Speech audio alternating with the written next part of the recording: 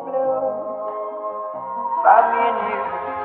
And I think to myself, Hey guys, welcome to my first ever video essay. Oh my god.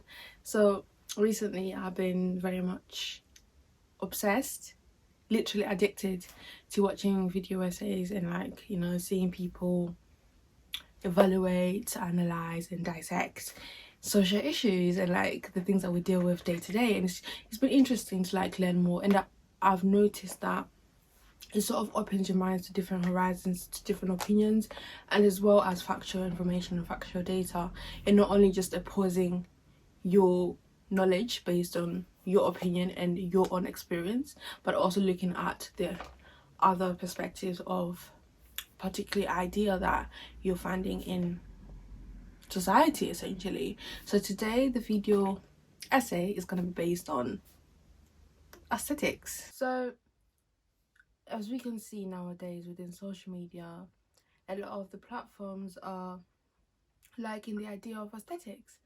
So for instance, with it could be clean girl aesthetic, it can be that girl aesthetic, the green smoothies, and the you get the idea. And there's different aesthetics that people fit in through. So social media essentially likes grouping people into subcategories. So essentially, the word aesthetics comes from an area of philosophy that focuses on the idea of beauty, art, taste, and as well as the creation of something that is beautiful based on your own sight and your own taste on that thing. So essentially, and within philosophy, something that's aesthetic is something that is personal to you. And it's actually derived from a Greek word called aesthesis, which therefore means perception, like what you perceive when you see something, what emotions that evokes within you. Like when you see something bright, what does it make you feel? It makes you feel happy. And so essentially aesthetics evoke certain emotions. That's the philosophical idea. However, social media has sort of turned that around into their own thing, basically. You know how social media always warps things. That's what it has done with this aesthetic trend. So this is the reasons and the problems that I think aesthetics bring about in people's lives. So yeah, I'm gonna say it out. I'm gonna be reading off here. So problem number one. The idea of aesthetics, it seems to put people in a box. As I said, social media groups people into subcategories of what aesthetics they fit, what niche they fit, and so on and so forth. So they're essentially treating people like products, treating people like essentially like a consumer. So whenever someone treats you like a user or a product, essentially, that's when we start having problems, because you are now objectifying these people with human feelings, human emotions, which are mostly based within their personal experiences. So putting people in subcategories diminishes personal style. It accentuates the idea of group taste, and sort of puts down the idea of personal taste and personal experiences and personal beauty, and just appropriating into this idea of a standard that an aesthetic should meet. If as an aesthetic doesn't meet that standard, therefore it's not appealing to look at. But an aesthetic is something that's personal to me based on a philosophical idea, which is where it stems from. However, social media has warped it to become something that is essentially standardized by social media and not me. This one is essentially the same one that I said before, the first one. So it seems to force a narrative in our mind that a specific aesthetic fits a specific type of person. And because we are forcing this narrative upon ourselves, it's gonna create a box that maybe some people are never gonna be able to fit. Like for instance, with the clean girl aesthetic, it's normally people who are rich, people who have straight hair, people who are a lighter color, people who have money to have those, beautiful, aesthetically, looking houses. Some of us, look at the clutter that is in my house right now. So we're not gonna have like a space that's gonna be clean, that's gonna be meticulous.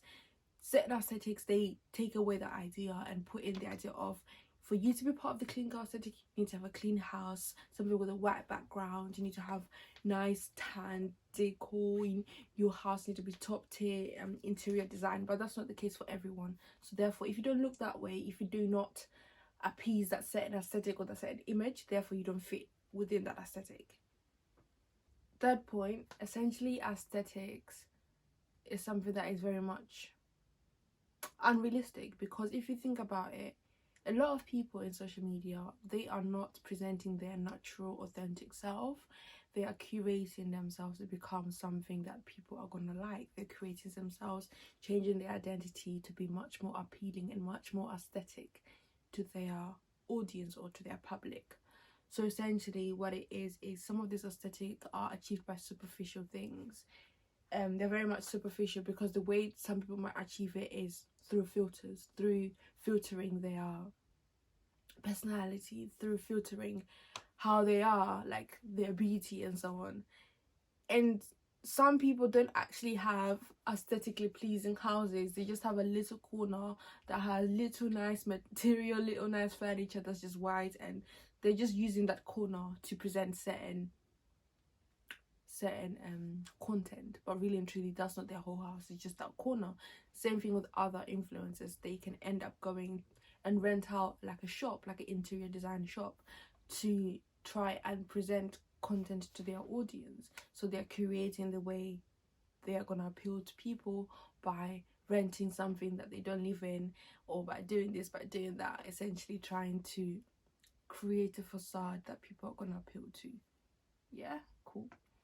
Next part.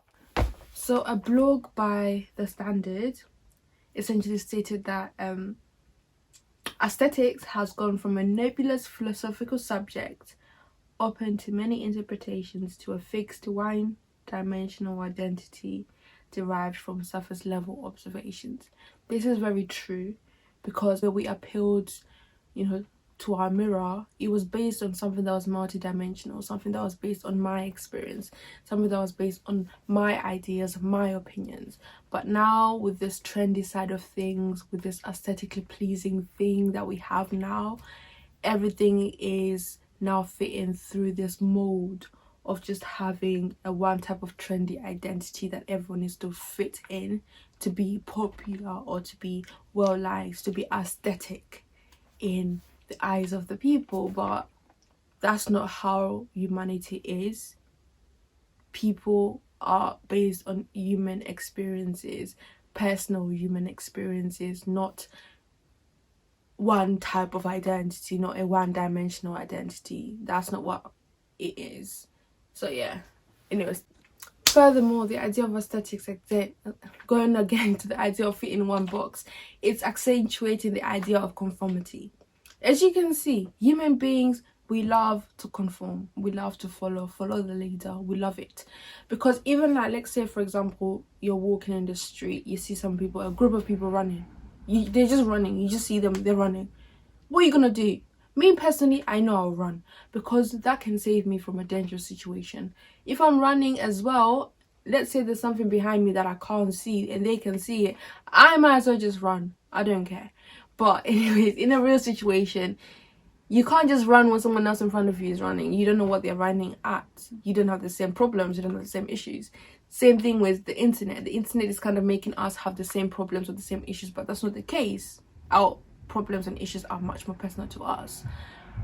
But it's kind of highlighting the idea of conformity. It's making us conform to things that might not even be right for us. It's making us conform to things that can be wrong, but we're just doing it because it's trendy, because a lot of people are doing it, because it's something that is aesthetic. But that might not be the case.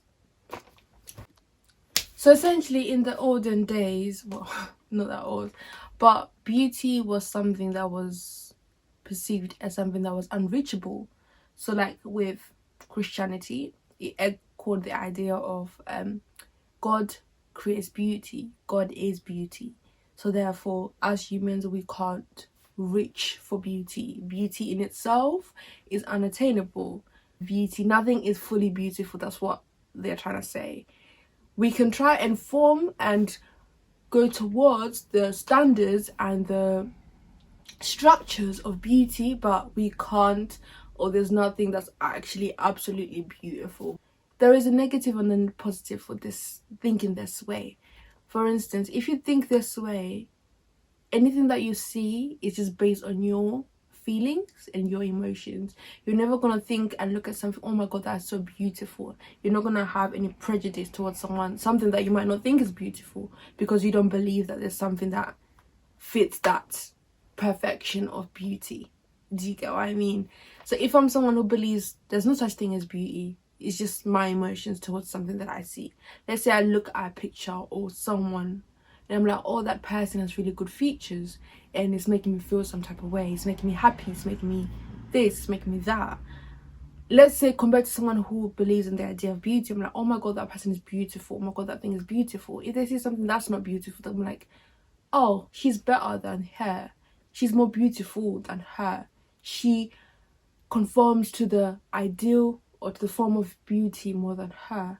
If I were to just base my aesthetics or whatever on my emotions, I'm like, oh, the way she looks makes me feel happy. The way she looks doesn't make me feel anything. The way she looks makes me feel normal, and so on and so forth. I would say that sounds much more better than saying she's more beautiful than her. You know, the idea of beauty causes insecurities. If we make something like beauty unreachable and unattainable, the world can become a better place, because that means everyone is on somewhat same level. It kind of makes beauty something that's much more personal, something that's based on that person's emotions. The idea of like with trends and with the the Eurocentric features and how they are heightened and accentuated nowadays is creating a standard of beauty that not everyone is going to fit in, because everyone is different and everyone is intrinsically from different cultures. So just because you're conforming to that set of beauty standard, someone else who doesn't conform to that is no longer as beautiful. So yeah, exactly, it's a conundrum that doesn't make sense. So as you can see, the idea of aesthetics creates problems within real life. Although it's a situation that came from social media and it's now seeping through with problems in our real life. So essentially, we need to try and make it much more personalized to that person and not create this idea of a grouped aesthetic that, oh, I need to adhere to that specific aesthetic to fit in or to be accepted within society. That shouldn't be the case. Something that's aesthetic is meant to be appealing to that individual, not a group of people. That's just my take on this subject. Thank you for watching. Stay tuned for more, because I have a lot of opinions about different topics. I see them blue.